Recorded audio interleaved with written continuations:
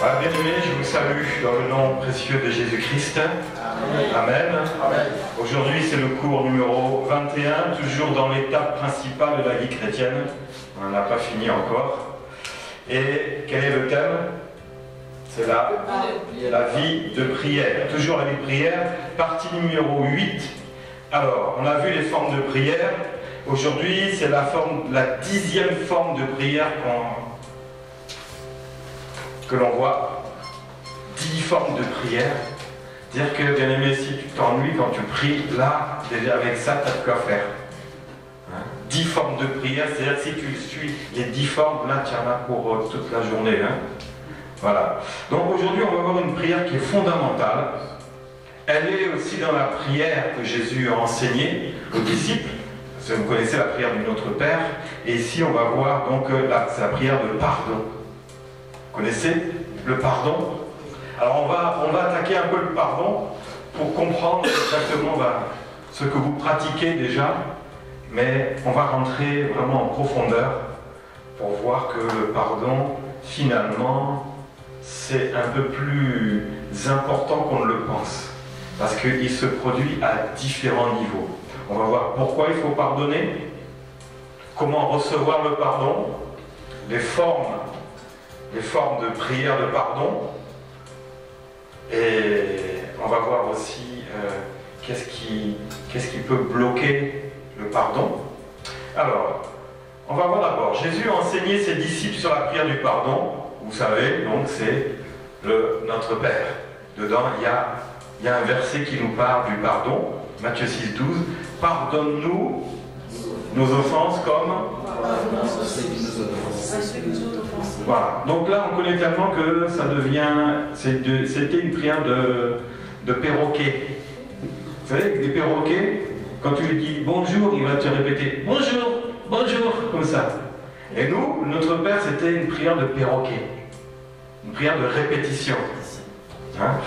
Donc on faisait tellement, surtout avant quand j'étais dans un autre côté d'une barrière. Alors là, c'était la répétition en chaîne dans un chapelet. Et j'en alignais 1, 2, 3, 4, jusqu'à la fin, j'en avais marre parce que je voyais rien qui se passait dans ma vie. Donc j'ai mis le chapelet à la poubelle. Finalement, ça sert à rien tout ça. Mais oui, quand tu répètes les choses, ça sert à rien. Il faut que tu les vives, il faut que ça vienne de ton cœur, que tu les réalises. Tu peux chanter la plus belle des chansons de pardon, mais si tu la chantes en chanson comme ça, sans la réaliser, ça sera qu'une chanson.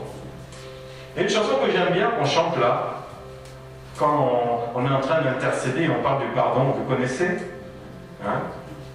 Mais cette chanson-là, quand tu la chantes, tout le monde devrait être par terre. Et tout le monde est debout.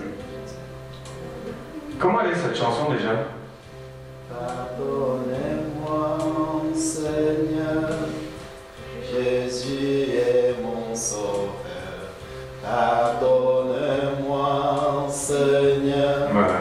Pardonnez-moi, Seigneur.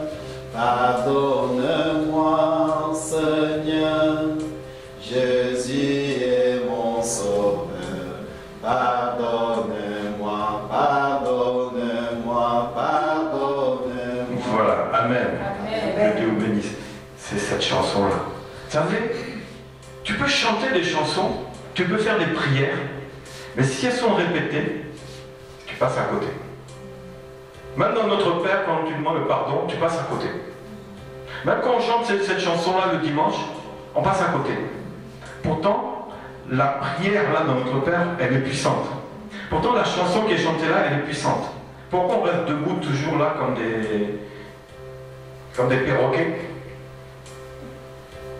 Parce qu'on ne la réalise pas. On répète les choses. C'est une chanson profonde. Quand il dit pardonne-moi Seigneur, Jésus est mon sauveur. Mais quand tu réalises ça là, mais tu es par terre. C'est vrai ou pas? Tu réalises ça, pardonne-moi Seigneur, Jésus est mon sauveur. Parce que comme Jésus a tout pris sur la croix, il m'a sauvé, je lui dis pardon forcément, je suis automatiquement pardonné. Et on est comment le dimanche? Bien debout comme ça là. Pardonne-moi Seigneur. C'est pas ça. On n'est pas dedans. On est dans les perroquets. Alors que c'est tellement profond que quand tu le réalises, tu ne peux pas rester debout. C'est que le pardon doit se réaliser. Je n'ai même pas commencé le cours là. Le pardon doit se... Je mets d'abord les bases. Tout ce que tu vas entendre, il faut que tu le réalises. Si tu ne l'as pas réalisé, ça ne sert à rien. Vous voyez un peu? Vous pouvez chanter la chanson la plus belle, avec des paroles les plus profondes. Mais si vous ne la vivez pas, si vous ne la réalisez pas, vous êtes des perroquets. Ce qu'on appelle des religieux. Tu peux mettre on peut mettre au perroquet une chaîne avec une croix, Jésus dessus, et puis voilà. Mais les offenses sont toujours sur le perroquet. Le perroquet peut dire tout ce qu'il veut, mais tant que ça ne sort pas là, il ne fait que de répéter. Mais le pardon ne répète pas. Quand tu entends chanter un chant sur le pardon, ne répète pas. Réalise-le. C'est là que même dans ton chant de pardon, Dieu t'aura pardonné sans problème. Quand tu fais cette prière sur le pardon, tu le réalises. Quelque chose qui est devenu habituel. Vous savez, le pardon c'est habituel. Parce que tu vas dire, au moins le matin c'est minimum. C'est-à-dire, pardonne-moi, le soir c'est minimum. Tu peux dire plusieurs fois en journée, c'est devenu quelque chose de routinier. C'est vrai ou pas? Mais il faut sortir de là. Le pardon, déjà, c'est la base. C'est de sortir de là. Et quand tu dis ça, réalise-le profondément. Pense à ce que Jésus a pris toutes tes offenses sur la croix. Parce que le pardon vient de Jésus. Il était manifesté sur la croix en Jésus-Christ. Et ça, c'était pas quelque chose de routinier. C'était quelque chose de grave. Et quand tu demandes pardon, vraiment, c'est toute la gravité qui revient. Tu dois sentir la misère. Ta misère. Tu dois le sentir. Alors, la prière du pardon, c'est quelque chose d'indispensable pour Dieu et pour toi. Pourquoi? Parce que s'il n'y a pas le pardon, bien aimé, ça va nous priver carrément de la gloire de Dieu. Ni plus ni moins. Le manque de pardon nous prive de la gloire de Dieu. Le pardon fait de manière routinière nous prive de la gloire de Dieu. Tu dois le réaliser, c'est important. Même dans tes prières quotidiennes. Le mot pardonner indique qu'il y a une demande d'annulation des péchés. Voilà ce que c'est demander pardon. Seigneur, je te demande pardon. Quand tu demandes pardon, il y a annulation. Annulation de la dette que tu t'es mise sur toi. Quand tu demandes pardon, c'est que tu as une dette envers Dieu, une dette envers quelqu'un. Tu t'es mis une dette. Donc, tu vas demander quoi en pardonnant? Le pardon, c'est l'annulation de cette dette. L'annulation des erreurs que tu as commises, de tes comportements, de tout ce que tu as pu dire, tout ce que tu as pu faire. C'est l'annulation de toutes ces choses-là. Même si elles sont recommencées le lendemain, mais le fait, par l'Esprit Saint qui va te dire, regarde, tu es retombé, demande pardon. Oui, mais j'ai demandé pardon hier. Oui, mais redemande pardon aujourd'hui. Le Seigneur va te pardonner encore. Oui, mais après-demain, j'ai encore pardonné. Enfin, on parle. Il y a 3 jours, j'ai encore péché la même chose. Demande pardon. Oui, mais il y a 4 jours, j'ai fait la même chose. Demande pardon. Oui, mais il y a 5 jours, j'ai fait la même chose. Demande pardon. Mais c'est un Dieu qui ne se lasse pas de pardonner. C'est vrai ou pas? Une des natures de Dieu, c'est qu'il pardonne, il pardonne, il pardonne. Tu sais pourquoi? Parce qu'il sait qu'un jour, tu ne le feras plus. Donc tant que tu le fais, il te pardonne. Parce qu'un jour viendra où, dans ce problème-là, tout va s'arrêter pour toi. Tu n'auras plus besoin de demander pardon là où il y a la chute. En demandant pardon, Dieu maintient sa relation avec toi. Il envoie l'Esprit Saint. C'est lui qui va te convaincre petit à petit. Il te le dit. Mais, non. Là où tu demandes pardon, là, est-ce que tu peux laisser maintenant la faire? Parce que tous les jours, pardon, pardon, nous, on accepte. Mais toi, tu ne vas pas finir par douter de toi-même. Est-ce que je suis capable? Il ne se lassera pas jusqu'à ce que ton heure arrive où? Aïe, à force de demander pardon, le Seigneur a fini par traiter traiter le problème. Il a annulé, il annulera tout le temps. À chaque fois que tu demandes pardon, il a un bouton, comme sur le compteur kilométrique d'une voiture. Hein, frère Joseph, quand tu appuies dessus, tout se met à zéro. Le pardon, c'est ça. Le pardon, c'est un bouton. Tu appuies dessus. Tu dois faire une action. Et tu vas voir si tu as eu 15 000 km au compteur, 15 000 erreurs faites. Tu appuies sur ce bouton et tout se remet à zéro. Le lendemain, tu as roulé, toute la journée, tu as marché. Au compteur, tu as eu 15 problèmes. Qu'est-ce que tu fais? Appuie sur le bouton. Et le compteur, il se remet à zéro. Dieu ne se lassera pas de remettre ton compteur, c'est-à-dire ta vie, il la remet toujours à zéro. Jusqu'à peut-être dans la journée, on avait commis 15, on avait 15 sur le compteur. Bon, peut-être que demain, il y aura 14. Et un autre jour, il y aura 8. Après, ça va baisser. C'est ça le principe. C'est ça le principe. Alors, Jésus pardonnait souvent les péchés. Souvent. Démontrant ainsi que le pardon était une des principales formes de délivrance. D'abord, il faut savoir ça. Le pardon, ce n'est pas n'importe quoi. C'est une des principales formes de délivrance. Délivrance, le contraire, c'est quoi? Je suis lié, je suis possédé, je suis attaché. Mais le pardon remet tout à zéro. C'est-à-dire qu'il remet ta vie à zéro. Quand tout est remis à zéro, la Bible dit que tu es une nouvelle créature. Hein, d'accord? Là, c'est remis à zéro. Ça veut dire que tout ce qui était avant le problème, en demandant pardon, Dieu t'a délivré. C'est il y a plusieurs formes de délivrance. Ce n'est pas le thème. Mais il faut savoir que là, aujourd'hui, sur le thème de la prière de pardon, c'est une des principales formes de délivrance, peut-être même la première ou deuxième forme de délivrance. Avant d'avoir reçu Jésus et reçu la parole, c'est la première délivrance. Mais le pardon est peut-être même la deuxième délivrance. C'est puissant. Tu dis, oh, j'ai des problèmes, j'ai des démons, venez me délivrer. Le pardon va te délivrer. Ta prière de pardon te délivrera des démons qui viennent t'embarrasser. Vous voyez? C'est comme ça que ton compteur, il est remis à zéro. Quand c'est à zéro, c'est nouveau. Après, tu n'as plus qu'à rouler. Alors, pourquoi donc on sait que le pardon, c'est une puissance pour la délivrance du chrétien? C'est une puissance, hein. C'est pas qu'une prière de perroquet, de répétition. Le pardon, c'est une puissance. Tu peux dire c'est une puissance? C'est une puissance. Au moins, si tu ne veux rien retenir, retiens ça au moins. C'est la puissance pour ma délivrance. Si tu as un seul truc à retenir, c'est ça. La puissance pour la délivrance. C'est fondamental. On prendra la prière de pardon vraiment au sérieux quand on sait que c'est une puissance pour ma délivrance. Là, on prend cette prière vraiment au sérieux. Parce que je suis délivré. De quoi? De plein de choses.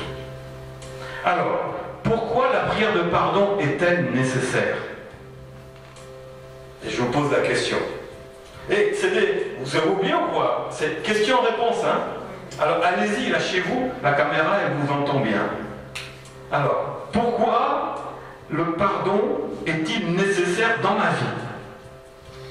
Pour que les péchés soient effacés. Oui, pour que les péchés soient effacés. Que je sois libre. C'est la délivrance. Voilà, donc là tu viens de dire exactement, être libre, c'est être délivré. Donc pour que je sois délivré, pour que les péchés soient effacés, Pour avoir été pardonné. pour être pardonné, oui, pour annuler, donc c'est annuler. Ensuite,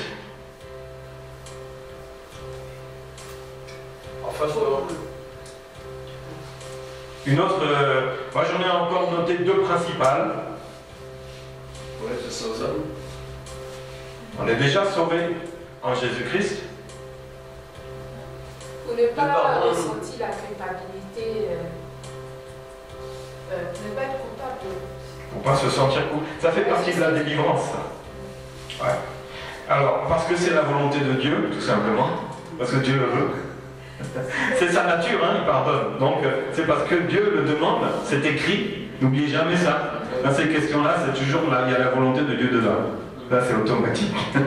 Ensuite, pour marcher à nouveau selon sa parole. À nouveau. Parce que quand on est dans... Quand il n'y a pas le pardon qui se manifeste, on commence à s'écarter de la parole. Et en demandant pardon, on revient à marcher à nouveau, vraiment librement et efficacement dans sa parole. Alors, on va voir. Donc, la demande de pardon à Dieu, d'abord, pourquoi nécessaire? C'est parce qu'elle rétablit la relation. Je voulais que tu nous clarifies. On parle aussi de la repentance qu'on est en train de parler. Non, pardon. Prière de pardon. On a déjà vu la repentance il y a quelques cours. La repentance, c'est quelque chose. Je ne vais pas vous le dire. Regardez à nouveau vos cours. La repentance, c'est quelque chose de vraiment du pardon. Profond en soi. C'est sentir sa misère. Donc regardez, revenez dans les cours, vous verrez que la repentance et le pardon, c'est pas pareil. La repentance, tu ne vas pas la faire tout le temps. Tu l'as fait une fois, la repentance. Tu sens ta misère quand tu réalises Jésus-Christ qui est devant toi. Tu te sens tellement misérable. C'est beaucoup plus fort que le pardon. Hein. La repentance, c'est plus fort que le pardon. C'est sentir sa misère, comme quoi, et c'est là qu'on est souvent en larmes. C'est pas possible, quoi. On se sent vraiment tout petit devant Dieu. Quoi. Ça, c'est la repentance.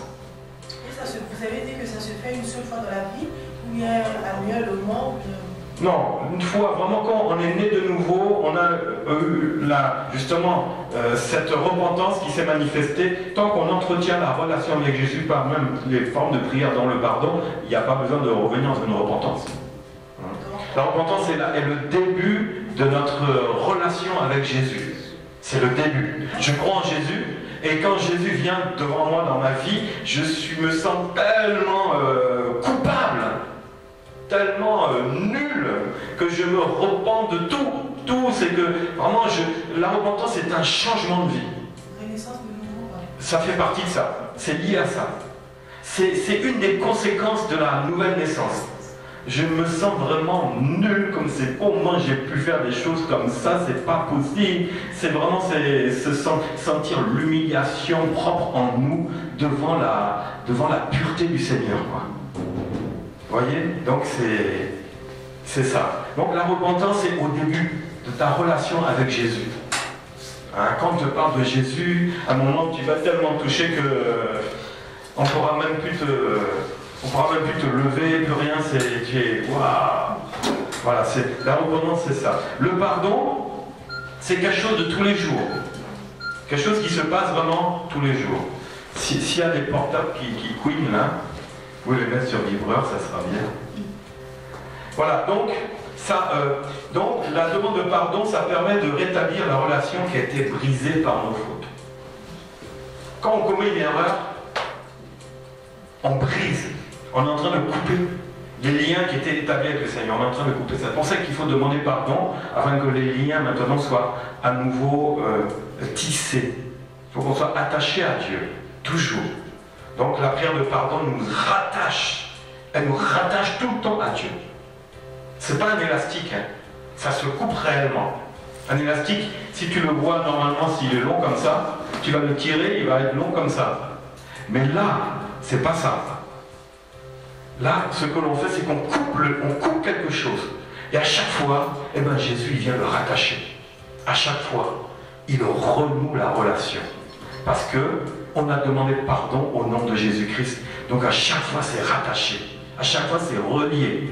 Et vraiment, le Seigneur ne se lassera jamais de le faire. Parce que si c'est coupé, là, on risque vraiment d'être moche. Donc le pardon, ça rétablit la situation. Et il révèle toutes les rancœurs qu'on a pu avoir à la journée dans notre cœur. Au moment où on a commis quelque chose, et où on a demandé pardon, la rancœur s'est déjà installée dans le cœur. C'est-à-dire que, et ça a pris en gros la place dans le cœur du chrétien. C'est-à-dire que ça a coupé, donc maintenant c'est d'autres paroles qui viennent, mais nous, nos paroles maintenant, là, c'est des pensées de rancœur, d'amertume, des jugements, parce qu'on est rentré en conflit avec quelqu'un, par exemple, on n'a pas demandé pardon, on ne s'est pas mutuellement demandé pardon, et du coup là on a coupé ce lien. Tu n'as pas demandé pardon à ton frère, regarde-le comme Jésus-Christ. Parce qu'il est, s'il est enfant de Dieu, il est le temple du Saint-Esprit. Donc tu as coupé ce lien avec Jésus, tu coupes le lien avec ton frère, tu fais des histoires, en fin de compte, on ne regarde pas le frère, mais regarde Jésus qui est dans le frère. Voilà le problème. Tu critiques quelqu'un, un frère, tu es en train de critiquer Jésus qui est en lui. Tu te rends compte? C'est pour ça que ça coupe les liens. Ah oui, mais bon, moi j'ai mal parlé au frère, bon, il méritait parce qu'il avait un bon, il a dit ceci, il a dit cela. Oui, mais si tu ne demandes pas pardon, et le pardon n'est pas réciproque ou mutuel, c'est à Jésus que tu as affaire. Tu as coupé ton lien avec Jésus, oui. Et si l'on ne demandait pas pardon à la personne concernée, on demandait juste pardon au Seigneur, est-ce que ce pardon-là sera favorable ou bien... Si la personne est là, c'est ton frère. Non. Tu veux demander pardon à la personne même. Oui, parce que c'est ton frère. Vous vivez dans la même maison. Tu ne lui demandes pas pardon. Non. Quand même, elle n'habite pas à 1000 km pour ne pas le faire. Si tu ne le fais pas, là, vous vivez sous le même toit et tu ne demandes pas pardon à celle qui est là. Mais dis non, mais c'est pas grave, je vais demander pardon à Dieu. Mais pourquoi tu ne le fais pas? Mais si vous avez eu raison de vos propos. C'est pas grave. L'humilité précède la gloire. Donc même si tu as raison, tu peux lui demander pardon. Le pardon, c'est une délivrance. Ça délivre. Même si tu as raison, c'est pas grave. Ça, c'est pas... Ce qui compte, c'est qu'il faut se pardonner réciproquement. Tu as raison, fais le premier pas. Parce que peut-être que l'autre n'ose pas le faire. Mais toi, en le faisant, maintenant, l'autre personne, du coup, elle va le faire aussi. Oui? Mais ça, c'est dans le cas où la personne, c'est un frère de l'église. Mais si c'est quelqu'un qui ne connaît pas Jésus.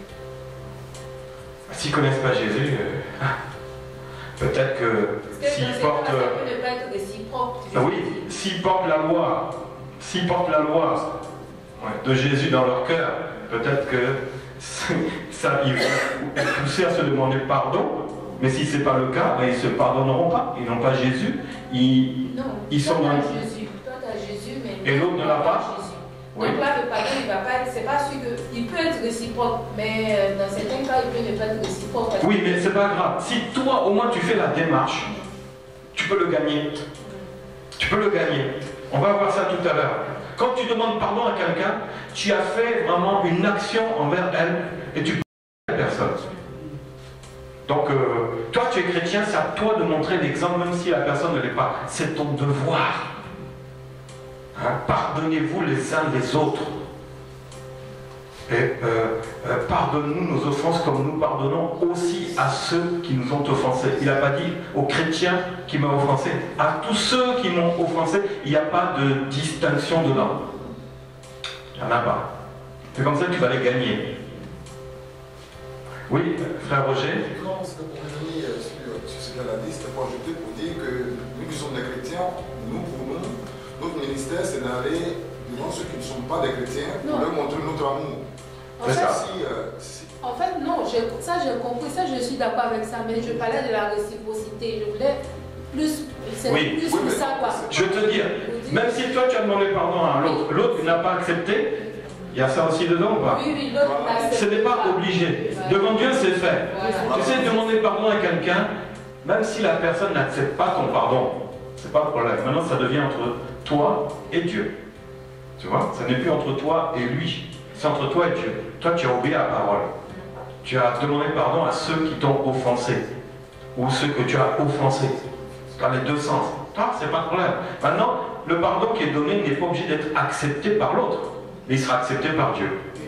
Donc, ce qui compte, c'est l'acceptation de Dieu. Voilà. C'est ce que j'attendais parce que la fois passée, papa, je vous avais dit que là où je vis, on est deux locataires. et on a eu des petits problèmes. Et puis en famille, on était là. Je demandais pardon. C'est vrai que c'est moi qui avais raison. Mais je demandais pardon parce qu'il y a eu l'incompréhension qui régnait. Le type commençait à parler à haute voix. Il voulait même s'énerver pour peut-être me battre avec moi. Et je me suis dit, bon, mon frère, moi, je suis chrétien. Je ne peux même pas me battre. Je te demande pardon. Même s'il y a eu des erreurs, même s'il y a eu des fautes, même s'il y a quoi, vraiment pardonne-moi. Et il s'est levé, il me dit, je ne peux pas te pardonner tant que tu vis dans cette maison. Et on quittera dans cette maison, je ne te pardonnerai jamais. J'ai dit, il n'y a pas de problème, moi je te demande seulement pardon. Et jusqu'aujourd'hui, on s'en... C'est-à-dire, moi je ne m'occupe pas de lui, mais il y a toujours des trucs bizarres qu'il fait dans la maison. Comme tu as dit ça, en demandant pardon, toi, tu te libères de ta culpabilité devant Dieu et devant lui. Maintenant, si tu as possibilité de réparer physiquement, tu peux le faire aussi. C'est possible. Comment? Parce qu'il ne veut même pas me sentir.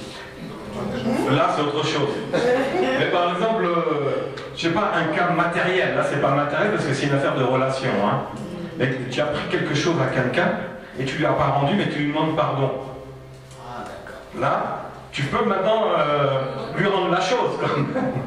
C'est trop facile. Bah, pardonne-moi, je t'ai pris ton argent. Hein. Au revoir. Oui, mais si ton pardon est réel, ben, rends-lui l'argent. Tu vois? Sinon, quand même, là, c'est des pardons conditionnés. C'est des pardons calculés. Là, c'est autre chose encore. Mais vis-à-vis d'une relation comme ça, tu as demandé pardon, c'est bon. Il n'a pas accepté? Il n'a pas accepté. C'est pas grave. L'acceptation de Dieu vaut plus que la sienne. Devant Dieu, c'est validé. Ta demande de pardon devant Dieu est validée. Ça, c'est clair et net. Il faut savoir ça. Donc, pour le pardon aussi, le cœur, quand il pardonne, il est nettoyé. Nettoyé. Ça, c'est important. De quoi? De quoi il est nettoyé? La culpabilité. La tristesse. La tristesse. La haine. La haine, d'abord. Souvent, c'est La colère. la colère. L'amertume. Et un des fondamentaux que les femmes sont fortes dedans. La jalousie. La jalousie. Oui, mais c'est plutôt... On n'oublie pas. La médisance. La rancune. La rancune. C'est pas, vous avez vu, c'est pas mis des hommes, hein? Rancunière. Elles ont répondu elles-mêmes. Je te pardonne, mais il y a un an là, tu m'as fait ça. Et quand la chose revient, un an après, le mari n'a pas fait attention. Waouh, il est tombé devant sa femme. Et tu as vu ça, je te demande pardon. Comment? Il y a un an, tu m'as fait ça, tu m'as demandé pardon et tu recommences, tu demandes pardon. J'ai pas oublié, hein. Mais le pardon, c'est oublier. C'est pour ça que Dieu... Mais imaginez si Dieu n'oubliait pas tout ce qu'on fait. Mais non, mais il aurait la mémoire d'un milliard d'ordinateurs dans sa tête. Parce que ne pas oublier tout. Mais non, Dieu, lui, il a fait ça. Quand vous me demandez pardon, j'accepte et j'oublie tout. Voilà. Mais toi, pourquoi tu ne peux pas faire comme ça? Pardonne à ton mari, oublie tout. Moi, je connais un homme, sa femme là, oh là là, elle avait une mémoire plus forte que Apple et Samsung réunis. Terrible. Un an, c'est rien. C'est 10 ans, ça remontait. Et le monsieur, il n'en pouvait plus. Parce qu'il fallait qu'il marche comme ça, droit, c'était les règles. Et il me disait, quand je fais ça, ma femme est fâchée. Elle me dit, il y a 10 ans, tu as fait ça, j'étais fâché. Maintenant, quand tu recommences, on rajoute le 10 ans dans maintenant. Vous voyez, ça c'est la rancune. La rancune, on n'oublie pas. Et ça tue le chrétien parce que le chrétien, lui, c'est quoi? L'amour. Vous voyez un peu? La femme. Je vais parler des hommes aussi. Mais la rancune, c'est vraiment une spécialité des femmes. Parce que les hommes, ils font tellement de choses, ils ne vont même pas se rendre compte. Voilà, ils s'en foutent. Quand il n'y a pas l'âme dans la maison, on réunit l'homme et la femme. Moi, j'ai eu l'occasion de voir des couples comme ça. Bon, on commence par la femme. Tu as commencé là par 1 heure. Ah non, ça n'en finit pas. Tiens, une page, tu rigoles, il faut un cahier. Mais tout, le pour et le contre. Ah, le contre, là, c'est tellement rempli. Le pour, il n'y a pas grand-chose. Bon, et toi, Marie? Mais le pour et le contre. Le contre, il n'y a rien, et le pour, il n'y a que des bonnes choses. Pourquoi? Le mari va vite oublier, va vite passer à autre chose. Mais, oui. Non? Il y a des cas, bien sûr. Mais en général, en gros, quoi. Hein, comme on dit en gros. Non, je ne vais pas juger les femmes. Mais moi, à chaque fois, dans les couples, j'allais pour essayer d'arranger avant que ça explose, des couples chrétiens. À chaque fois, c'est le même constat. La femme est tellement sensible.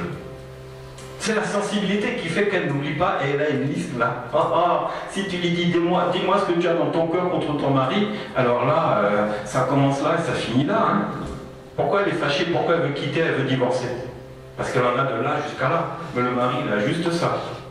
Ça, j'ai remarqué. Et puis après, elle va me juger.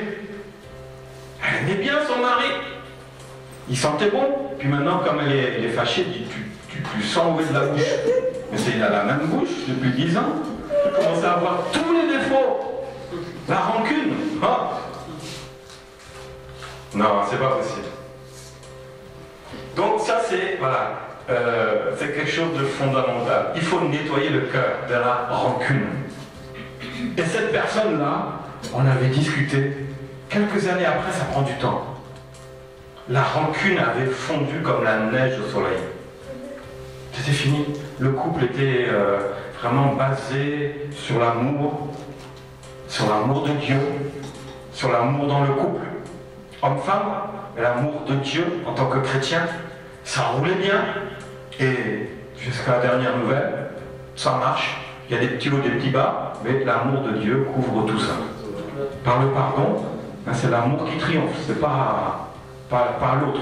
C'est l'amour qui triomphe. Le pardon est fait pour renouer, remettre en place l'amour qu'on a avec Dieu et avec notre conjointe ou notre conjoint. Ça, c'est important.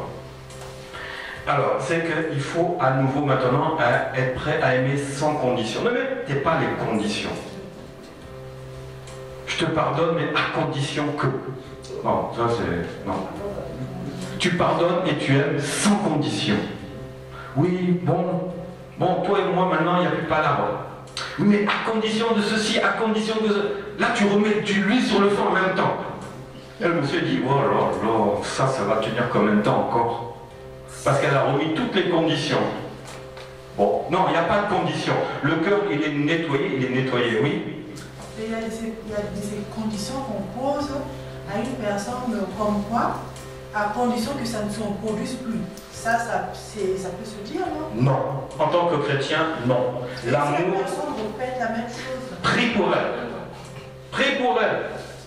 On est dans les prières. La femme, c'est qu'il y a une femme qui se tient dans la prière pour son mari. Son mari, il a dérapé. Ouais, tu as encore dérapé, ceci, cela, je ne te pardonne pas. C'est pas chrétien. Tu dois pardonner tout le temps. On va voir combien de fois tu dois pardonner. 7 fois? Non, c'est 70 fois, 7 fois. 70 fois. Pardonner combien de fois? 7 fois? Jésus a dit non. 70 fois, 7 fois. Et puis par jour en plus. On va le voir. Vous ne posez pas trop les questions sur les chiffres. On a les chiffres qui sont là. Hein. On va le voir. Et donc ma soeur, non. Il ne faut pas mettre les conditions. Tu entends ma soeur? Ne mets pas les conditions. Prie seulement. Prie pour ton mari. Ça, le rôle de la femme, c'est de prier pour son mari. Le rôle du mari, c'est de prier pour sa femme. Alors si on met les conditions, c'est qu'on est plus, on s'est écarté de l'étape principale de la vie chrétienne, ta vie de prière. Ni plus ni moins. C'est pour ça que les couples chrétiens, ils sont comme ci, comme ça. C'est tout. Parce qu'on met les conditions au lieu de mettre la prière. Voilà le problème. Tant qu'on mettra les conditions, eh ben, le couple va faire les yo-yo, comme on a entendu dimanche. Voilà, monsieur et madame yo-yo. C'est tout. La prière intercède. On est dans le, combien? 8e cours sur la prière. Mais il faut que tu réalises que tout se fait par la prière. Enlève les jugements, enlève les pensées, les autres. Oui, tu as grandi comme ça. Ok, maintenant, tu es chrétien, la Bible dit quoi? Comment pratiquer maintenant la parole de Dieu? Comment pratiquer la prière? C'est pas facile. Il faut l'enseignement, mais il faut demander aussi que le Saint-Esprit maintenant agisse dedans. Vous voyez? C'est fondamental. Sinon, on sera toujours à venir à la maison. Oh, il y a le feu, au secours, il y a le feu. Vraiment, que les serviteurs de Dieu viennent éteindre les feux. Mais t'as mis le feu comment? Dans les conditions. Et quelles sont les conditions quand on se marie? Le meilleur et le pire. C'est de s'aimer. Le meilleur et le pire. Le meilleur et le meilleur. Non, pas pour le pire. Non. Ça, c'est les paroles diaboliques. C'est écrit dans la Bible, ça. Mariez-vous pour le meilleur et pour le pire. Mais on le connaît tous, vous voyez. C'est là où je voulais vous amener. On a trop entendu de paroles qui sont fausses et qui nous écartent, qui nous amènent dans les problèmes. Je me marie avec toi pour le meilleur, pour le pire. Ce qui sort de ta bouche, c'est ce qui arrive. Et le pire arrivera. Oui, on se marie en Jésus-Christ. Ne rajoute rien. Surtout ce qui n'est pas biblique, ne rajoute pas. C'est pas la peine. Vous voyez, donc, tout ce qu'on a entendu, c'est la manière dont on vit. Maintenant, la Bible nous éclaire à la lumière de la parole de Dieu. Et là, c'est différent. On change de manière de parler. Là, bien aimé, prends ça en considération. Change de manière de parler. Ton mari te boude. Prie pour lui. Je t'avais dit. Si tu continues à me bouder, c'était les conditions, hein. Je ne vais pas te pardonner parce qu'il y a 10 ans, tu m'as boudé pendant une semaine. Donc, non. Non. Le mari doit prier pour la femme. La femme doit prier pour le mari. Ils ne font que un. Est-ce que un peut se mettre des conditions? Tu fais que un. La main dit au pied. Toi, je te mets une condition. Le pied dit à la main. Toi, je te mets une condition. C'est qu'il y a... Il y a quoi? Il y a la guerre. C'est la guerre. Les conditions amènent la guerre. Les conditions amènent des frontières. Toi, c'est là, moi, c'est moi. Là, c'est... Moi, je suis là, et toi, tu es là. Voilà, moi, c'est moi, et toi, tais-toi. Voilà, toi, c'est toi. Mais tais-toi. Je ne vais pas t'entendre. Ah oui, c'est souvent ça. Hein. L'homme, le chef de la femme. Et il fait quoi? Il met son autorité au lieu de être qu'un seul. Voilà. Après, il y a l'histoire, après, il faut le pardon. Le chef, Jésus, intercédait. Il était le chef du corps de l'Église. Le mari, il est le chef du foyer. Il y a la femme. Il doit prier, intercéder. S'il ne fait pas, il n'est pas chef. Mais les hommes, là, ils ont pris ça comme chef. C'est moi le chef. C'est faux, c'est pas ça. Le chef prend soin. Le chef, il prie. Il prie pour les enfants. Il éduque les enfants spirituellement. Mais les chefs ont laissé la place aux femmes qui sont devenues des chefs. Après on dit oui, maintenant c'est quoi là les féministes? Mais non, c'est les hommes qui ont créé cela. Parce qu'ils ont abandonné, ils ont démissionné de leur poste. Dieu avait dit que tu es le chef de la femme. Mais les gens le prennent comme oui, c'est l'autorité, maintenant il y a l'égalité. Mais elle n'est pas charnelle, elle est spirituelle. Ils n'ont rien compris encore. Ils vont mettre ça sur le dos des féministes. Jézabel a pris le contrôle des femmes. C'est l'autorité, la contre-autorité du mari. Mais c'est du n'importe quoi.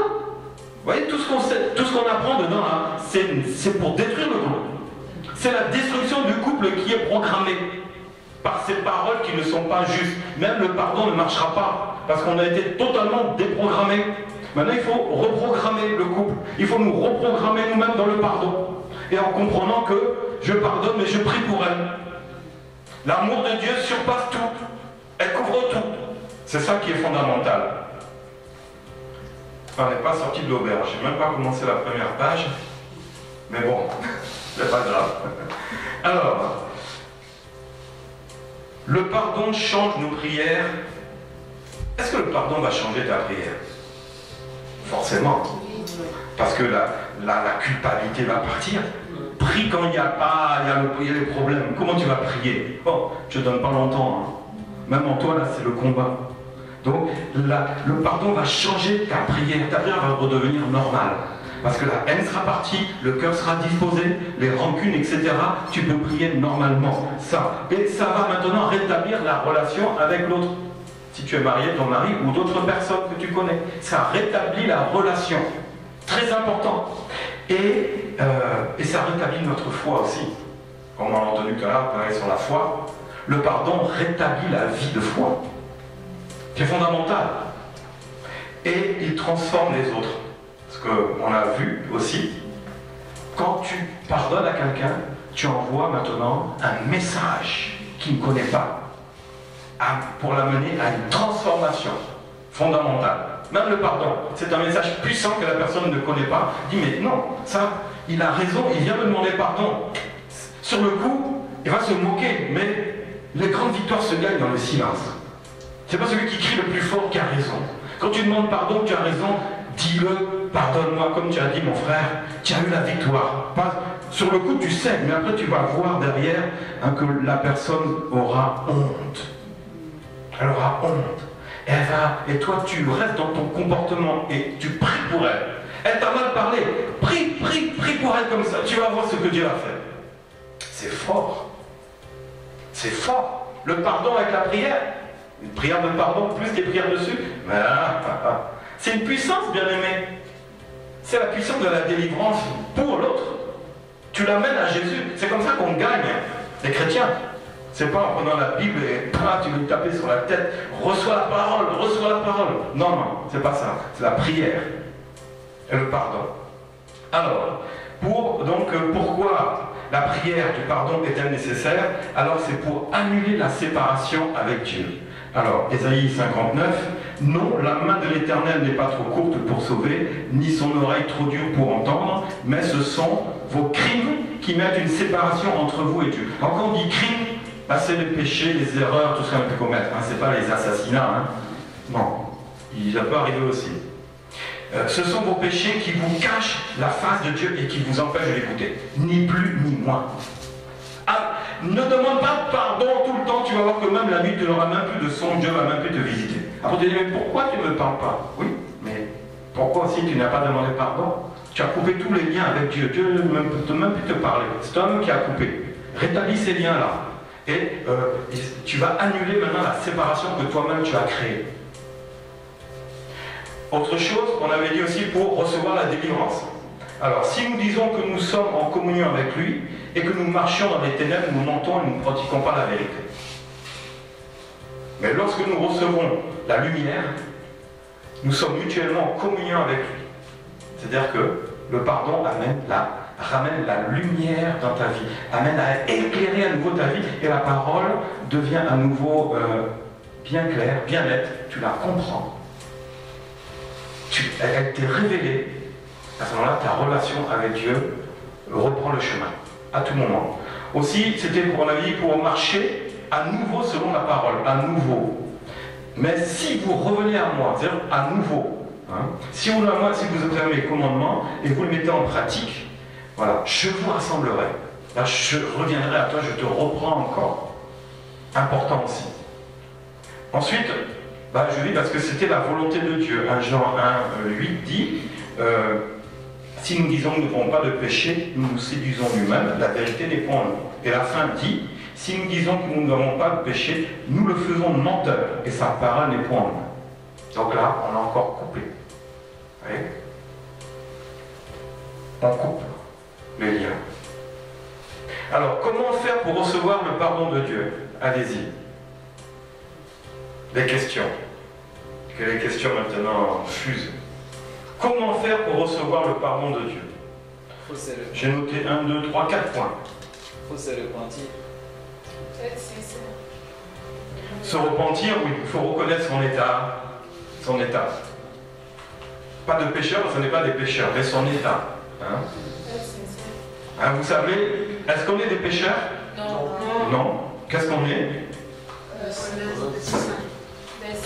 Des saints qui commettons des péchés ou des erreurs. Mais le péché aussi. Mais on n'a plus la nature. Hein? Souvenez-vous bien ça. Parce que j'ai entendu des fois encore là, même parmi vous, nous, quand ils priaient, nous les pécheurs. Non, tu n'es plus pécheur. Tu es un saint qui commet des péchés. La nature de pécheur, Jésus l'a pris sur la croix pour te donner sa nature à lui-même. Parce que quand je t'ai parlé tout à l'heure, mon frère, qu'est-ce que j'ai dit? Quand je te parle, si je te critique, je parle à qui? À Jésus qui est en toi. Et Jésus en toi n'est pas un pécheur. Donc ta nature de pécheur, c'était clouée sur la croix. Il a effacé l'acte dont les ordonnances nous condamnaient. Donc ta nature maintenant est sainte parce que celui qui est en toi est saint, il est 3 fois saint. N'oubliez jamais ça dans ta bouche, ne dis pas je suis un pécheur, tu es en train de commettre une erreur, c'est faux. Je suis un saint qui commet un péché. Moi j'aime pas dire le mot péché, vous savez, c'est trop condamnateur. Je préfère une faute, une erreur, voilà. Je préfère utiliser ce mot-là. C'est moins culpabilisant. Mais le résultat il est le même. Hein. Mais c'est la pensée de la condamnation qui revient. Non, non, non. J'aime pas dire le mot péché, même si j'en ai commis un. Je me dis, j'ai fait une erreur. Seigneur, pardonne-moi pour mon erreur. Le péché est trop accusateur, il a trop fait de dégâts. Trop fait de dégâts, il a trop condamné. Alors, donc, qu'est-ce qu'on a dit? Donc tu as dit que oui, on reconnaît son état. Ensuite, comment faire pour recevoir le pardon de Dieu? Donc on reconnaît notre état. C'est la même chose, c'est se repentir. On reconnaît notre état. Comment? Ça c'est fait depuis longtemps. Hein. J'ai dit être sincère. Être sincère? Oui. Il faut beaucoup aimer Jésus. D'abord. Aime Jésus. Je vais vous donner un cas.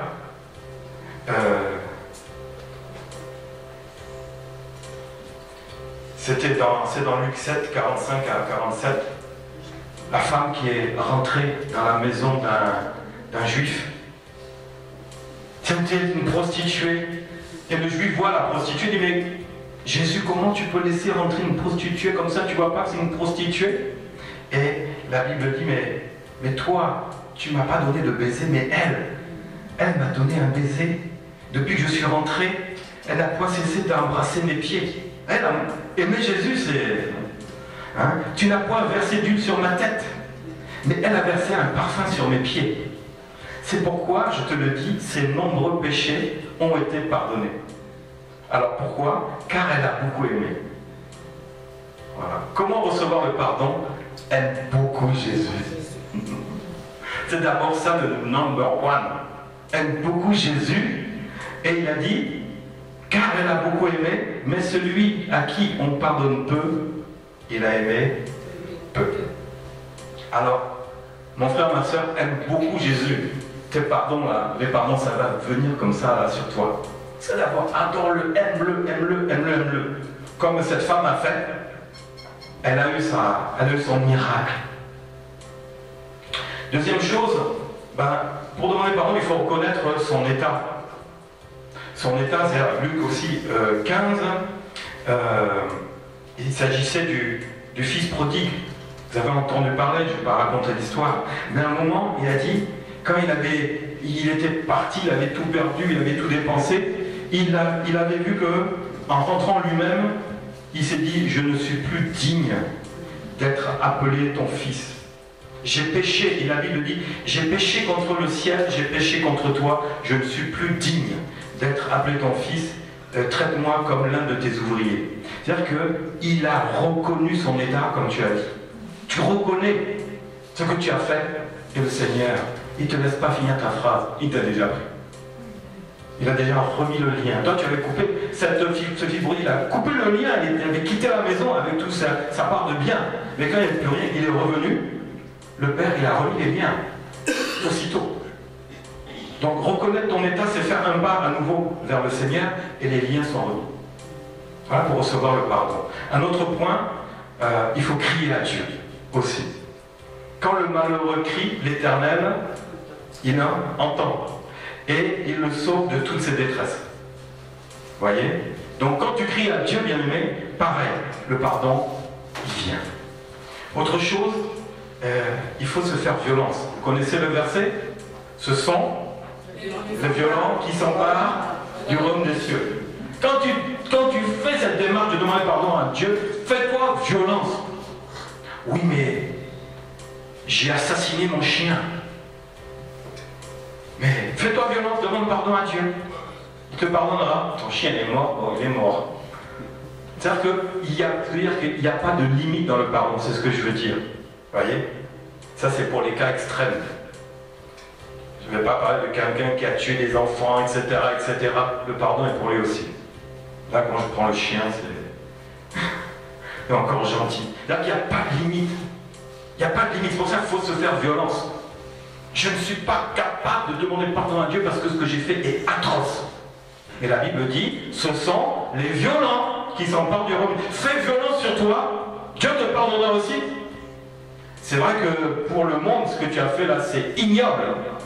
Mais si tu demandes pardon, au monde, le monde ne te pardonnera pas parce que tu as été meurtrier. Mais Dieu te pardonnera.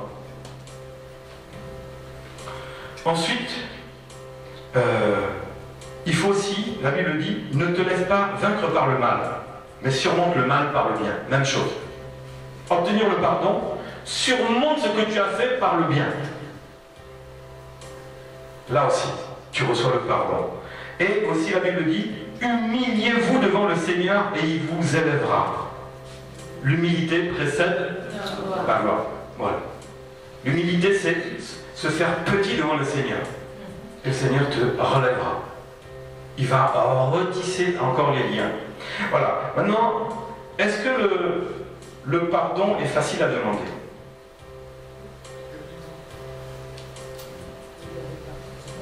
Le pardon est-il facile à demander? À Dieu ou... À demander à Dieu, oui. Est-ce qu'il est facile à demander à Dieu le pardon? Oui, à Dieu est facile. Il est facile. Ok. Alors, sachez donc, hommes, frères et sœurs, que c'est par lui que le pardon des péchés vous a été annoncé. C'est facile parce que c'est Jésus qui a envoyé le pardon. Donc, en tant que chrétien, oui, c'est facile. C'est ça qui est bien. Et il est accordé par pure grâce en Jésus-Christ. C'est une grâce. Donc c'est facile à demander parce que c'est une grâce, une faveur qui descend dans ta vie.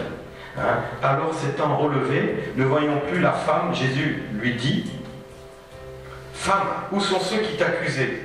Personne ne t'a-t-il condamné ?» Il répondit, « Non, Seigneur. » Et Jésus lui dit, « Je ne te condamne pas non plus, va, ne pêche plus. » Vous savez de quoi il est parlé, ce qu'on avait dit dimanche? C'était la femme qui avait commis l'adultère. Hein? Les accusateurs, les démons, les religieux étaient venus l'accuser. Et elle avait vraiment supplié Jésus que c'était sa dernière heure avant d'être massacrée par les pierres. Et la grâce est venue. La grâce a surabondé là où il y avait le péché. La grâce a surabondé et Jésus est venu l'arracher de ces hommes religieux ou des hommes même du monde qu'il peut y avoir maintenant qui étaient prêts à la lapider parce qu'elle a commis quelque chose de grave aux femmes. L'homme qui était là parce qu'on fait pas l'adultère seul. L'homme, lui, tranquille. La religion, vraiment. C'est grave. Ça protège les hommes, ça détruit les femmes. Mais jusqu'à maintenant, beaucoup d'hommes devraient se repentir, demander pardon. Parce que là, ils ont coupé les liens. La femme n'a pas le droit de prêcher. Vous avez entendu ça? Oui, un jour je vais vous enseigner là-dessus le contraire, que c'est purement diabolique. Purement diabolique. Ah oui, ils devraient demander pardon à Dieu pour cela. Mais quand on parlera de l'Église et de son organisation, les 5 ministères, eux aussi, avec le ministère d'aide, diacre ancien, et tous les ministères de soutien, de guérison, etc. Il y aura le ministère de la femme parce qu'il est fondamental. Vous allez entendre de ces choses pour vous qui allez jouer un peu sur les YouTube là, mais c'est un ramassis de paroles diaboliques dégénérées par des religieux. Il y a beaucoup de choses bonnes, mais ce n'est pas les choses bonnes que les gens aiment voir. C'est les choses sensationnelles. Et c'est là-dedans qui casse vraiment l'église. La vraie église de Jésus est détruite dedans. Depuis que j'ai mis le site internet pour vous qui n'êtes pas là les dimanches parce que vous travaillez, vous êtes en voyage, on filme, on met maintenant les vidéos, donc on les héberge sur YouTube, après c'est mis sur le site. J'ai découvert le monde de YouTube. C'est une place publique où Satan a pris vraiment le contrôle. Une place publique, parce que vous savez, ici, allez à Abidjan. Moi j'étais à Abidjan il y a quelques temps. J'allais au centre-ville, comment on appelle ça déjà, le plateau. À un attroupement, quelqu'un qui criait, il était monté sur quoi, une chaise. Il parlait de Jésus. Il évangélisait pas possible. Il dit, wow. Ah, ici c'est possible. Mais ici en France on fait ça. Mais la police débarque tout de suite. C'est bon ou pas? Comment? Il s'est fait embarquer? Non. Non? Il prêche comme ça devant tout le monde fort? Oui, à Châtelet. Eh ben, Deux fois je l'ai. Mais il n'y a pas de... c'est une personne.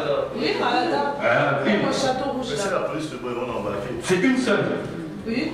T'as vu là-bas, là, c'est versé. Vous voyez la différence? C'est-à-dire que là, c'est une personne, c'est quelqu'un d'exceptionnel, quoi. Il n'y en a pas deux. Il y en a une. Mais même, il prend des risques, il n'a pas le droit. Donc, du coup, maintenant, comme on ne peut pas parler sur la place publique, Internet est devenu la place publique. Et là, on dit, oh, des choses, mais pas possible. Faites attention. Internet, YouTube est une place publique. Et moi, je suis rentré aussi en guerre contre ces gens-là. Si je prendrais 1 heure par jour, rien que pour leur balancer la vérité. Parce que je ne veux pas laisser la place publique à Satan et ses démons. Non. Qu'est-ce que tu fais, toi, homme de Dieu, en train d'envoyer des messages? C'est une place publique. Ils disent des mensonges, je vais rétablir la vérité parce que derrière, il y a des milliers de personnes qui sont derrière leur ordinateur ou leur smartphone en train de regarder ces choses-là. Je rétablirai la vérité aussi. Et qui demandent pardon au Seigneur. Ou qui meurent. Alors, le pardon est-il facile à demander? Oui. Alors, donc, il est accordé par pure grâce, la faveur de Dieu dans ta vie. Donc, on a vu que la femme qui avait commis l'adultère, ses péchés lui ont été pardonnés. Par pure grâce, Jésus arrive, il dit, je te pardonne. Vous voyez? Elle lui a demandé pardon, c'est même pas écrit, je te pardonne. Parce que c'est plus fort que Jésus. Ce que Jésus en lui, il faut qu'il le sorte. C'est trop fort. C'est vraiment puissant. C'est aussi simple que ça, bien aimé. Simple. Le pardon de Dieu ne s'achète pas. C'est le cadeau de Dieu pour toi. Il ne se mérite pas. Tu n'as rien fait pour cela. La femme qui était partie coucher avec un autre ne le méritait pas. Elle n'a pas mérité. Elle a eu. C'était un cadeau. On le reçoit par la foi. Quand elle a vu Jésus, elle se disait, voilà mon protecteur. Là, elle a eu la foi. Parce qu'il lui seul s'est levé contre une foule de docteurs, de sacrificateurs, de scribes, de religieux, de quoi? Jésus contre plein d'hommes. Mais elle a eu la foi. À partir de là, bam, pardonné. C'est une grâce et la miséricorde de Dieu pour celui qui se met à l'abri du Dieu très haut. Voilà.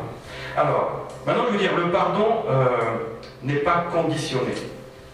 Il n'est pas conditionné, c'est-à-dire que je pardonne et je n'oublie pas. Là, je reviens un peu dans la rancune. Maintenant, on va rentrer un peu dans les détails. Là, c'était un peu l'avant. Donc, quand tu pardonnes, il n'y a pas de condition à ton pardon. Je pardonne à condition que je n'oublie pas. C'est-à-dire que je t'ai pardonné, mais en moi, je n'oublierai jamais. Ça, c'est la rancune. Je n'oublie pas ce que tu as fait, mais je ne te le montre pas. Mais par mon comportement, tu vas le sentir. Ce n'est pas le vrai pardon. L'amour n'est pas dedans. C'est un pardon humain, ce n'est pas un pardon divin. Le pardon humain, justement, on va dire, il va mettre des conditions. me dérange plus, m'appelle plus, ceci, cela. Mais le pardon divin, c'est on oublie. On oublie. C'est pas facile, mais rentre, demande au Saint-Esprit de t'aider. Enlève ce pardon humain qui n'a pas de sens devant Dieu. Parce que là, c'est vraiment de l'hypocrisie que l'on fait. Ni plus ni moins. Hypocrisie. Il faut l'oublier définitivement. Tu pardonnes, fais comme Dieu. Oublie définitivement. Sinon, c'est un pardon superficiel. Superficiel. C'est-à-dire que c'est à fleur de peau. À condition que, comme tu avais dit tout à l'heure, la personne qui revient, on met les conditions. C'est superficiel. Faut pas. Hein? Il faut être sincère. Tu dois être sincère dans ton pardon. Et pas dire je te pardonne mais ne me parle plus. Eh ben oui, hein. Ah, quand c'est chaud là dans le couple, là, je te pardonne mais ne parle plus maintenant. Non. On a vu tout à l'heure que c'est l'amour et la prière qui devait rebâtir tout ça. Hein. La relation, elle a pris un coup, hein, mais elle était un peu abîmée. Il faut remettre l'amour dedans. Il faut rebâtir avec la prière. Non, moi je te pardonne, mais je vais effacer ton numéro de mon portable. Je vais dire à tous mes amis, ne l'appelez plus. Mais je lui ai pardonné. Moi je me souviens, j'étais voir quelqu'un que certains connaissent, j'étais le voir pour dire, venez. Oui, oui, je viendrai. Mais derrière, effacez tous son numéro. C'est une histoire réelle. Je vous dis, rayez son numéro de tout le monde. Ah bon, toi tu es le chef de... C'était dans l'église, hein. Tu es le chef de... Eux, ils n'ont pas le droit de décider comme ils veulent. Mais tu n'as pas pardonné. Tu pardonnes à condition que son nom ne fût même plus partie de ton portable. C'est pas du pardon. Ça, c'est du pardon conditionné. Je te pardonne, mais à condition de ne plus te voir. Bien aimé, ça ne marche pas comme ça. La rancune est restée. C'est vrai ou pas? Il faut enlever la rancune, l'amertume et demander à Dieu. Si tu n'arrives pas, demande à Dieu, Seigneur, efface ça de ma mémoire. Mets ma mémoire à zéro, mets le compteur à zéro. Efface ça de ma mémoire. Là, le pardon sera sincère et la relation sera rétablie. Ça marche. Vous savez, ça marche à tous les niveaux des chrétiens, ça. Là, je ne vous parle pas d'un chrétien, je parle même d'un appelé de Dieu. Vous vous rendez compte? Même entre appelés de Dieu, il n'y a pas le pardon. Ben oui. Les premières prédications sont d'abord pour ceux qui les prêchent. Ben oui. C'est ça. Pourquoi? Parce que la bonne nouvelle, elle est pour tout le monde. Tu es appelé, tu as fait quoi pour être appelé? Tu n'es pas plus différent que celui qui ne l'est pas et qui est chrétien. Ça simplement, Dieu t'a donné une fonction. C'est tout. Mais le reste n'est pas différent. Il est pareil. Exactement. Même chair, même sang. Pareil. Ça ne change pas. Donc, c'est possible, bien-aimé, que tu demandes un pardon sincère si tu le désires sincèrement. Sincèrement. Ne regarde pas tout ce que tu as eu de mal fait, mais désire sincèrement ce pardon-là. C'est fondamental. Si tu ne le désires pas, non. Demandez pardon aussi pour les choses les plus graves. Ça, c'est pas facile. Il m'a fait tellement de choses. On t'accusera de ce que tu n'as pas fait. Mais toi, tu dois pardonner. Ton nom a été... Tu as entendu ton nom à droite et à gauche. On a sali ton nom alors que c'est faux. Moi, ça m'est arrivé, ça. On m'a sali. Mais j'ai pardonné. Je ne vais même pas dire j'ai fait le 10e de ce qui a été dit. J'ai fait 0 de ce qui a été dit. 0,0. Parce que si j'avais fait le 10e, ça serait grave. Là, ça aurait été très grave. Mais j'ai fait 0,0, mais on m'a accusé. Dans des endroits, mon nom est sorti, mon nom a été sali, mais j'ai pardonné. Jusqu'à maintenant, s'il dit viens, il ne vient pas. Il pense que je n'ai pas pardonné parce que peut-être qu'il ne pardonne pas. Mais bien aimé, c'est parce que l'un ne pardonne pas que l'autre ne peut pas pardonner. On va le voir qu'il faut pardonner réciproquement. C'est la délivrance. Très important. Donc, le pardon n'est pas conditionné. La Bible dit, c'est moi qui efface tes transgressions pour l'amour de moi. Je ne me souviendrai plus de tes péchés. Avec Dieu, il n'y a pas de condition. Hein, dans Ésaïe 43, 25, je ne me souviendrai plus de tes péchés. Alors pourquoi nous, on se souvient de nos péchés? On se met des conditions en nous-mêmes aussi. On n'a pas à se souvenir. Hein, ce n'est pas conditionné à une fois. Il faut savoir pardonner continuellement. On a vu le chiffre tout à l'heure, on va y venir. Continuellement. Notre pardon doit être un pardon qui est sans mesure. Pas conditionné, non. Il n'y a pas de limite. L'amour de Jésus est sans limite. Le pardon que tu demandes est sans limite aussi. Il n'y a pas de condition à cela. Si tu disais de mettre une barrière, enlève cette barrière-là. Mon mari, là, je lui pardonne, mais s'il dépasse ça, non, enlève cette condition. Le pardon, c'est zéro condition. Si tu as commencé à mettre des conditions, efface-les et mets le compteur à zéro. Prie pour la personne, comme je te dis. Aime-la. C'est tout. Voilà, la solution, c'est ça. Pardonne, aime, prie. Le grand secret pour que les couples chrétiens soient toujours, malgré qu'il y ait des hauts et des bas, hein, chacun a son point de vue. Même si on ne fait que un, mais il y a deux cerveaux qui sont là quand même, il ne faut pas oublier ça. Hein. Donc chacun a ses envies, chacun a ses points de vue. Ah, moi, il y a une seule télé, on est devant. Ah, moi je regardais la 2, mais moi je regardais la 3. Après il y a chamaillerie, tiens, l'autre le mari va dire non, moi je vais voir la 2 parce qu'il y a un match de foot. La femme dit non, moi je vais voir la 3 parce qu'il y a la série, je ne peux pas la manquer. Ah ben moi il y a l'équipe de France qui joue, je ne peux pas le manquer. On fait comment? Ah, c'est moi le chef. Quoi? C'est toi le chef? Tiens, prends ça. Et c'est parti. Mais oui, mais après il faut demander pardon à la télécommande. Non, d'abord, Marie-Neuf.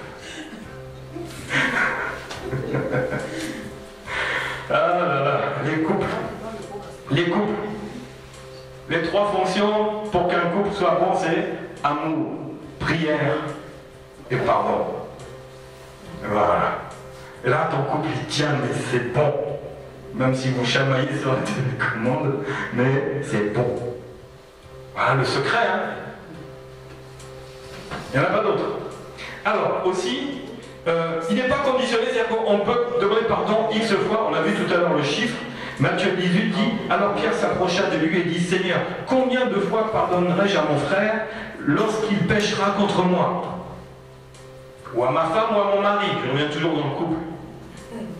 Est-ce que ce sera jusqu'à 7 fois tu vas pardonner ton mari ou ta femme? Jésus dit, je te dis jusqu'à 7 fois, mais 70 fois 7 fois. Qui calcule? 70 fois 7, ça fait combien? Voilà, bravo. On n'a pas fini. Tu fais 490 fois ça dans la journée, tu dors bien après. Ta femme aussi, ton mari aussi. Voilà. Donc il n'y a pas de condition. Avec Dieu, il n'y a pas de condition. Comme j'ai dit tout à l'heure, tu recommences, hein, tu coupes, lui, par le pardon, hop, il rattache le lien. Tu vas le faire 490 fois, il n'y a pas de problème. Dieu dit, fais la même chose aussi. Fais la même chose. Alors, je vais te dire une chose, le pardon n'est pas pour le péché originel. Il n'y a pas de condition là-dedans. Hein. Le péché originel, c'est ce qui a été fait par Adam et Ève. Ça n'a rien à voir avec dedans. Tu sais pourquoi? Parce que tu n'as pas demandé, Seigneur, pardonne-moi pour les péchés d'Adam et Ève. Ça, c'est n'importe quoi.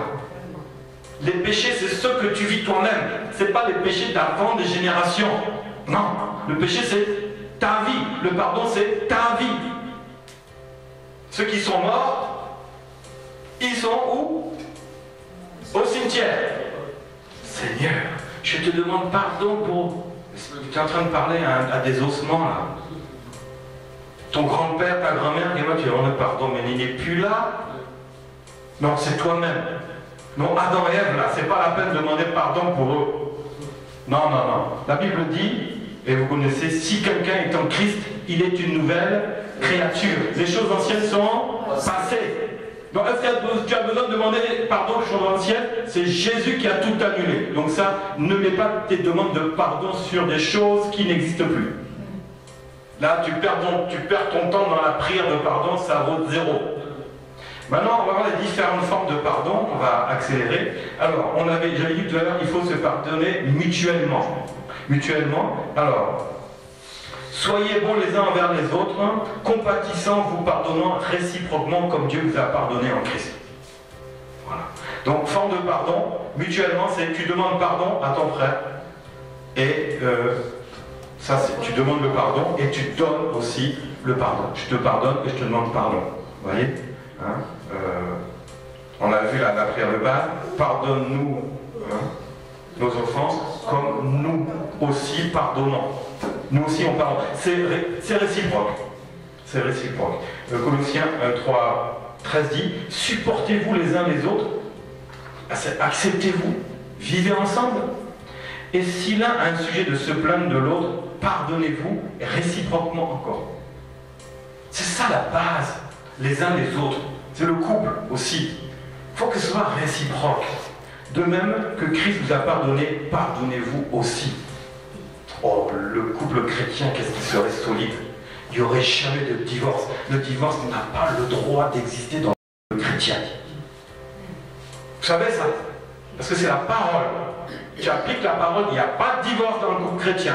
Il n'y en a pas. Pourquoi il y en a beaucoup? Parce qu'ils sont dans l'ignorance, ils se font berner par des choses où ils sont restés dans la religion. Ils ont oublié ce qui était fondamental. Voilà le problème. J'axe ce soir sur le couple parce que c'est fondamental. Tous les couples chrétiens vivent des choses, n'est-ce pas? C'est vrai ou pas? Ou un couple, oui, même qui est mixte, chrétien, non chrétien, c'est pareil, pas mieux. C'est fondamental. Il faut donc pardonner à ceux aussi qui nous ont blessés. Si vous pardonnez aux hommes leurs offenses, votre Père Céleste vous pardonnera aussi. Mais si vous ne pardonnez pas aux hommes, votre Père ne vous pardonnera pas non plus. Voilà. Tu vois un peu? Tu vois un peu le problème? Qu'est-ce qui peut bloquer? Tu dois pardonner. Sinon Dieu ne te pardonne pas. Ah ah. Voilà s'il y a un problème. Bon, il faut se pardonner à soi-même aussi. Pardonner aux autres, demander pardon aux autres, se pardonner mutuellement et réciproquement, mais ensuite, le dernier point qu'on voit, c'est se pardonner à soi-même. J'ai fait quelque chose qui n'était pas bon. Je demande pardon à la personne, mais moi-même, est-ce que je ne me suis pas oublié? Est-ce que je ne me suis pas aussi demandé pardon à moi-même depuis des années? J'ai fait un accident. Et dans l'accident dont je suis à l'origine, il y a eu un mort que je ne connais pas. Je suis venu demander pardon, j'invente. Je suis venu demander pardon à la famille. Et la famille m'a pardonné, dans le meilleur des cas, m'a pardonné. Voilà.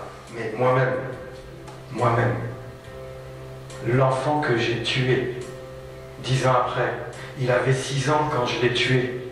Maintenant, il aurait 16 ans. Tu vois un peu? Tu t'es pas pardonné à toi-même. Et tu vis avec l'enfant qui est mort.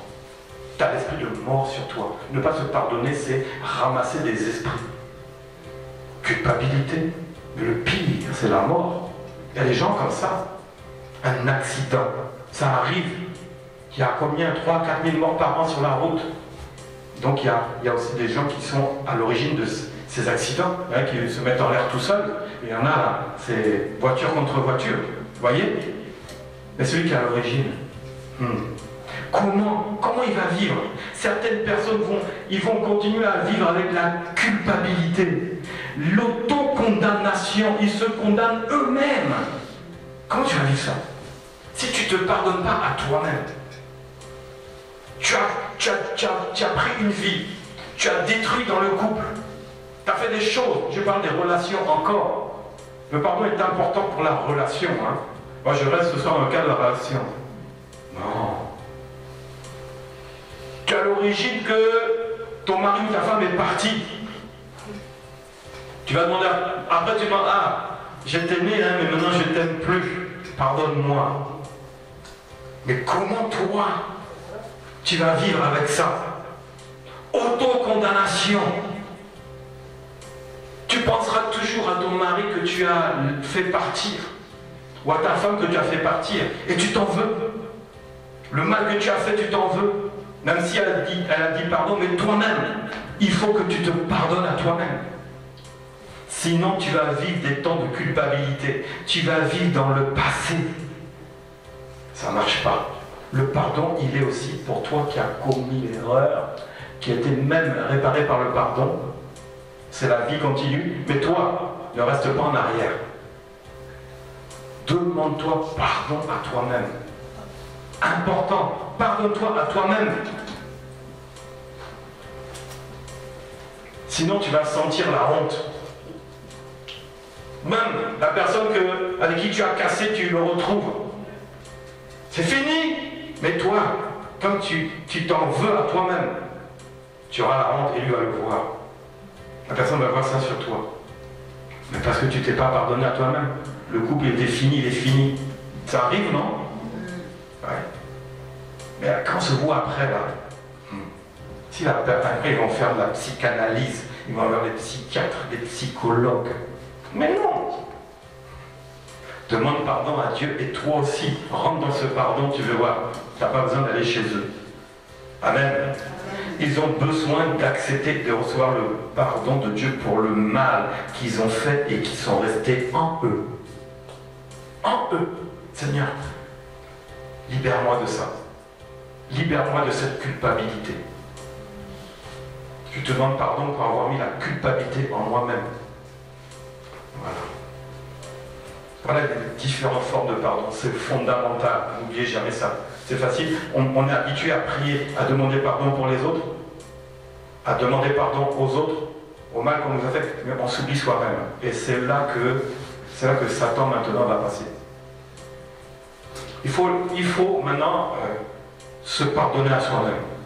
C'est-à-dire que tu as tourné la page. Des questions?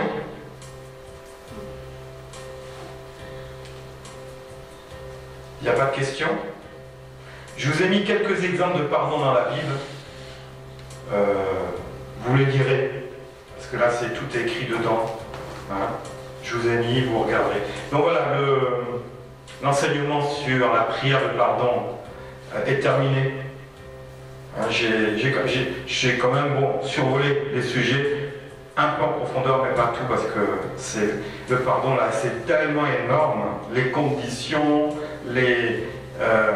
la relation avec ça aussi, mais on a vu l'essentiel. Avec ça, bien aimé, tu t'en sors, parce que si tu veux te retenir une chose, c'est une délivrance pour toi, pour ton couple, c'est une délivrance, et après, en mettant la prière et l'amour dedans, ton couple y tient.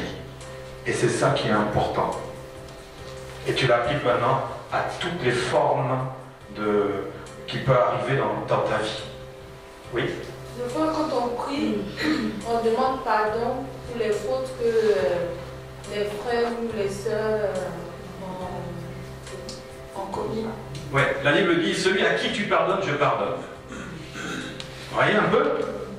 À cause du nom de Jésus, l'amour de Dieu est tel que, à cause de ton pardon que tu envoies, Seigneur, pardonne-lui, je lui pardonne. Il sera pardonné. Voyez? L'amour de Dieu est tellement puissant que ça arrive jusqu'à là. Le pardon, c'est une puissance pour la délivrance. Il faut savoir ça. Et l'amour de Dieu rentre dedans à fond et il va même pardonner à d'autres personnes. Dieu vraiment, un de son travail, c'est de pardonner, pardonner, pardonner. Tu utilises la parole de Dieu, tu envoies le pardon, Dieu prend le pardon, il envoie le pardon là-bas. C'est fort. Autre chose, le pardon, c'est une puissance, vous savez, pour la délivrance et pour maintenir le couple. Se maintenir soi-même, d'abord, maintenir le couple, maintenir notre vie avec le Seigneur Jésus, ne plus couper les liens, mais de rattacher les liens. Le pardon, nous coupons les liens et par le pardon, Jésus rattache les liens. Ce n'est pas nous qui rattachons, c'est Jésus par sa grâce. par son amour infini qui rattache les liens. Vous voyez, si au moins retenez ça, parce que si vous appliquez ça, ah là c'est bon. Là vous allez voir le couple là, il a tort, va vers lui, elle a tort, va vers elle. C'est puissant. Et prie pour lui, prie pour elle, et aime-la. Et l'aimer, c'est pas que les paroles. Si c'est monsieur, amène-lui un bouquet de fleurs. Oh, toi avec tes fleurs là, non, aujourd'hui c'est spécial. C'est plus la Saint-Valentin, non, c'est parce que je t'aime tous les jours. L'amour de Dieu supporte tout. Tu dois tout supporter, alléluia. Voilà. Des questions, c'est bon. On a terminé? Amen, c'est clair? Alors le pardon, c'est pour la quoi? La délivrance. C'est la puissance pour la délivrance. Après ça, il faut mettre quoi? La prière dessus. Il faut l'amour dessus. Et avec ça, c'est béton. Voilà, que Dieu vous bénisse. Amen. Amen.